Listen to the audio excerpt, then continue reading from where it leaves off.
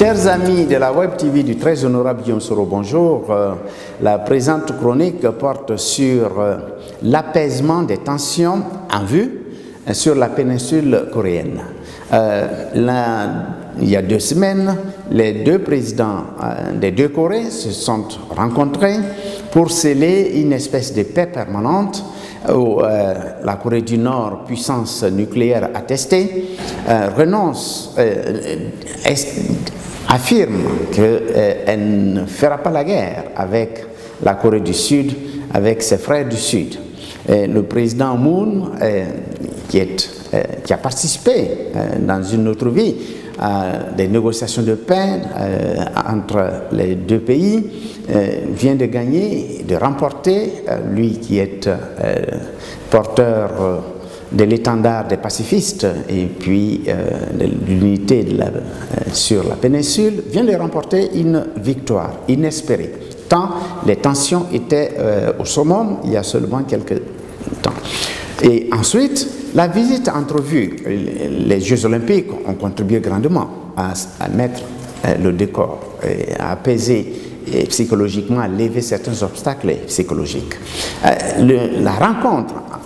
en vue entre le président Donald Trump et le président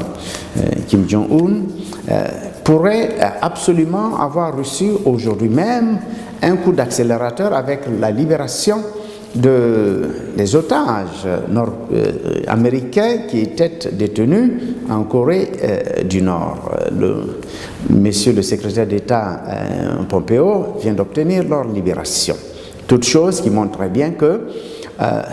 il y a une entrée dans le vif du sujet, sauf que jusqu'à présent, les 2 parties, et surtout la partie américaine,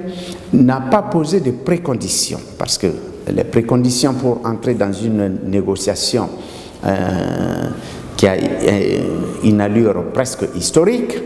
seraient trop prématurées, sinon très prématurées, dans l'exacte mesure où il faut faire le déminage du terrain, et émotionnellement, psychologiquement, et ensuite regarder si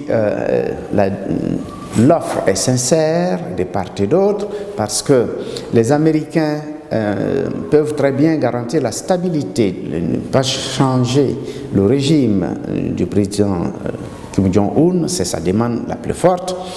C'est pourquoi d'ailleurs tout l'arsenal nucléaire consiste comme une assurance vie pour son régime. Dès lors que cela est bien compris, on peut très bien aller maintenant savoir comment on peut démanteler tout cela et rassurer la Chine, rassurer le Japon, rassurer la Corée, qui se sont rencontrés d'ailleurs pour essayer de comprendre où ils en sont, tant la vitesse, le rythme des changements est soudain, voire accéléré. Dans ces circonstances, la chose la plus importante, c'est de regarder comment on peut donner la possibilité au président Kim Jong-un de redynamiser l'économie de son pays, exactement comme il le pense, redynamisme économique, développement économique, relancer le pouvoir d'achat et puis moderniser le pays exactement comme à partir de 1982 le leader Deng Xiaoping a pu l'obtenir pour la Chine, s'inspirant du cas singapourien. Et je pense de nouveau que toutes les promesses de progrès, de paix sont en bonne voie, et il faut espérer qu'on arrive à un gentleman agreement et puis un accord, une paix des braves pour enfin aller à la paix tout court, parce qu'aujourd'hui nous sommes dans la paix nucléaire, il faut aller à la paix tout court. Je vous remercie.